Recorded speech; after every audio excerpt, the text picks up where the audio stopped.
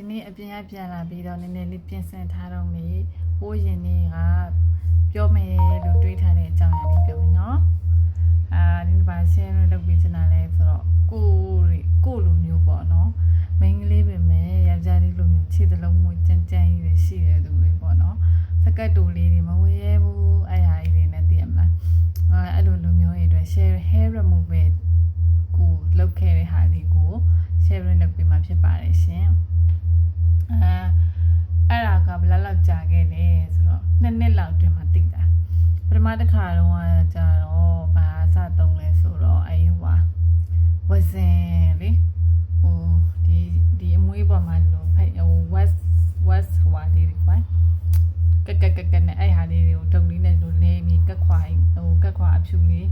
ကတ်ပြီးတော့ဇွတ်ဆိုခွာတဲ့ဟာပေါ့ဟဲ့အဲ့ဝဇင်အရင်သုံးတာအဲ့ဝဇင်မှာအမှ2မျိုး3မျိုးသုံးမှုတယ်နောက်ဆုံးအဆင်ပြေတာအကြတော့စု homemade ဆိုတဲ့ဟာနဲ့အဆင်ပြေတယ်သူက software နဲ့ hardware ဆိုပြီးတော့နှစ်ခုလာတယ်software ကကြတော့လက်တွေခြေထောက်တွေပေါ့နော်လက်မွေးလေးတွေခြေသလုံးမွေးလေးတွေကိုလောက်ရတာအဲ့ဖျောင်းကိုအပူပေးစရာမလိုဘူးသူအဲ့ကိုလုံးမယ်ဆိုရင်တစ်ခါတည်းခွက်တရနေအဲ့ဒုတ်တန်လေးနဲ့ဒီမှာချစ်ပြီးတော့ကတ်ပြီးတော့ဇော့ခနဲ့ခွာရုံပဲအဲ့ဒါပထမစရင်နာမယ်လို့ထင်တာနော်ဇော့ခနဲ့ခွာလိုက်တော့တကယ်တမ်းတော့မနာဘူးပြောလာအောင်ဒီလားနောက်ခါကတ်ပြီးတော့2ခါလောက်တစ်နဲ့လုံးမသာနာတာကွာဒီတိုင်းမှာဇော့ခနဲ့တတိရှိနေခွာလိုက်မနာဘူးအဲ့ပြီးတော့သူမှာ hot west ကကြတော့ဗလဲနည်းနည်းလေးအဲ့ပလင်ကိုအပူပေးရတယ်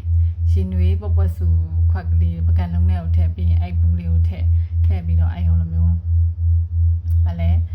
အပူပေးပြီးတော့မှနည်းနည်းလေးအေးခန့်အပူပေးအရည်လေးတဲ့လေးဖြစ်သွားပြီဆိုတော့မှသူကလင်းရတာတိုင်းပူတဲ့အချိန်မှာလည်းမလင်းရဘူးမဟုတ်ရင်အသားနေပြီးတော့ပူသွားမှဆိုလို့အဲ့ဝဇင်လောက်တာပေါ့နော်ဝဇင်တစ်ခါလောက်ပြီးလို့ရှင်2လအမွေးသိပ်ပြီးတော့ချက်ချင်းတက်မထွက်တော်တော်ကြာမှထွက်2လလောက်နေမှနည်းလေးပြန်ထွက်တာအဲ့ဒါတော်တော်အဆင်ပြေတယ်အဲ့ဝဇင်ကို2လ3လနေမှတစ်ခါလောက်ပဲလောက်ရုံပဲကိုကစကတ်တူလေးဝတ်မယ်လို့မှန်းထားတယ်ဆိုရင်အဲ့မတိုင်ခင်2ရက်လောက်အလိုကလေးကလိမ့်လိုက်လှုပ်လိုက်ပေါ့နော်လှုပ်ပြီးလို့ရှိရင်ရှားတောင်းလက်ပတ်ချေရတော့အဲ့ Nature Republic ကထုတ်တယ်ရှားတောင်းလက်ပတ်ချေလေးလိမ့်တယ်အဲ့ဝဇင်လှုပ်ပြီးသွားရင်အဲ့ဒါပြီးတော့မှနောက်ရက်ပြင်ထွက်တဲ့အချိန်ကျတော့မှ sun cream လေးပါလိမ့်ထွက်ရုံပေါ့ကွယ်သိရမလားဝဇင်လှုပ်ပြီး24နာရီအတွင်းကိုတခြား chemical တွေပါတဲ့ဟာတွေမလိမ့်ရဘူးအဲ့လိုရှားတောင်းလက်ပတ်ချေလိုမျိုးလေးလိုအေးစစ်စစ်လေးနဲ့ကူးလင်းဖြစ်စေမယ့်ဟာမျိုးပဲလိမ့်ရတာပေါ့နော်အဲ့ဝဇင်လောက်ပြီးတော့ဗာလဲတနေ့လောက်ကြာတဲ့အချိန်မှာတော်တော်တိတာသွားတယ်ဘာမှသိမရှိတော့အဲ့ချိန်မှာဘလို့အဲ့ဒါပြီးတော့မှဒီကနောက်ထပ်ပြောမယ့်အကြောင်းအရာကိုအဲ့တော့ကိုရေးသားပေါ့ခုကိုမျိုးသားပေါ့နော်သူကဘာဝယ်ပြီးလဲဆိုတော့ဒီဟာလေးဆက်လေးဝယ်ပြီးရဒါဆာလီစီဆိုတဲ့ဂျပန် brand IPL hair removal set ပေါ့နော်အစဘူးကြီးနဲ့လာတာဒါမဲ့ဟိုပြောင်းတီပြောင်းနေသိရတာတွေဝင်ဖို့လို့ဆိုဘူးလွတ်ပလိုက်ပြီးဒါပဲကြံအဲ့ဒါနဲ့သူကပြီးတော့ဒီမှာအာသင်ဂျိုဘူးနဲ့ပါတယ်ပြီးလို့ရှိရင်ဒီဆက်သုံးလို့ရှိရင်တိုက်ရအောင်ဆိုပြီးတော့လည်းပါတယ်မျက်မှန်လေးပါတယ်ပေါ့နော်မျက်မှန်တက်ပြီးဆက်သုံးရတာလေဆာအဲ့အလင်းတွေကမျက်လုံးကိုထိမှာဆိုလို့တဲ့လေဆာတော့မဟုတ်ဘူးသူက IPL ဆိုတာ impact ဘာ light ဆိုလာပဲကွယ်အဲ့အလင်းနဲ့အမွှေးထွက်နှုံသူက short ချပေးရဒါပေမဲ့ဒီဆက်ကိုသုံးမယ်ဆိုရင်တော့အရင်ဆုံးအမွှေးတွေကိုနဲ့ကျုံနဲ့အရင်ရိတ်ပြီးတော့မှဒီဆက်ကို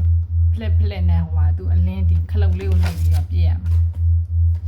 ပလက်တက်မျက်မှန်တက်ပြီးတော့ဒီခလုတ်လေးနှိပ်ပြီးပြည့်ရမှာဒီ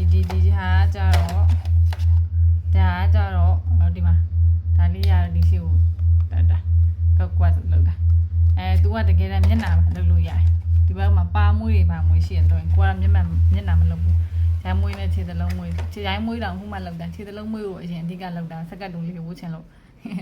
အဲ့လိုမျိုး area ချင်းလေးဒီနန်းလေး area ချင်းလေးဆိုရင်တော့ဒီအပေါက်သေးသေးလေးနဲ့တက်ပြီးတော့လုပ်လို့ရတယ်သူကအဲ့တော့ခါကျတော့ site ကကျတော့ဒီမျိုးလေး2မျိုးရှိရအဲ့လိုအချက်ရည်ရ6သိန်းအစားပါဝင်တယ်ဆိုတော့ဒါက live time 3နိုင်တဲ့အထိကိုဒီအချက်ရည်ရအဆင်ပြေတယ်တဲ့သူရေးထားတာဒီ set လေးလည်းကိုကလေသူ့ရဲ့ recommend သူ့ရဲ့စာအုပ်ထဲမှာသူ့ရဲ့3နည်းစာအုပ်ထဲမှာပြောထားတာကြတော့ဗာလဲတပတ်ကို2ခါလောက်လုပ်ခိုင်းတာ ကိုကပြင်းပြီးတော့တပတ်တစ်ခါနှစ်ခါလောက်တယ်ခါလေးကျတော့ဟိုလူကြီးတွေနဲ့တူတူအိမ်မှာနေလို့ရှိရင်ဒီအတိုင်းကြားနေရမှာစိုးလို့ဆိုပြီးတော့ကိုကမလုပ်ဖြစ်တဲ့ခါလေးရှိတယ်ပေါ့နော်လုပ်ဖြစ်တဲ့ခါလေးရှိတယ်ဒါပေမဲ့အဲ့ဒါလည်းနောက်ထပ်တစ်နှစ်ပေါ့နော်အဲ့တစ်နှစ်နောက်အဲ့လိုလုံးလဲမလုံးလဲပုံမှန်လုပ်ရင်ပို့ပြီးအချိန်တူတူလေးတင်မှာပျောက်သွားနိုင်တယ်အမွေးထန်ုံနဲသွားနိုင်တယ်ပေါ့နော်လုံးဝမထွက်တာတော့မဟုတ်ဘူးအမွေးထန်ုံနဲသွားတယ်